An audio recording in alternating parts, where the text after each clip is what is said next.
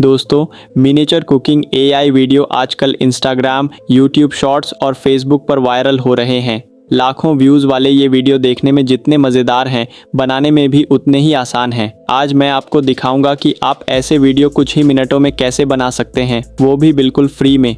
सबसे पहले अपने मोबाइल या कंप्यूटर से गूगल फ्लो खोलें। अगर आपका पहले से अकाउंट नहीं है तो जीमेल से लॉगिन करें। लॉगिन करने के बाद एक नया प्रोजेक्ट बनाएं, फिर वीडियो ऑप्शन चुनें और वीडियो मॉडल के तौर पर ओमनी फ्लैश चुनें। वीडियो की लेंथ 10 सेकंड तक रखें। इन सेटिंग्स का इस्तेमाल करने से आपको तेज़ और अच्छे रिजल्ट मिलने की संभावना ज़्यादा होती है।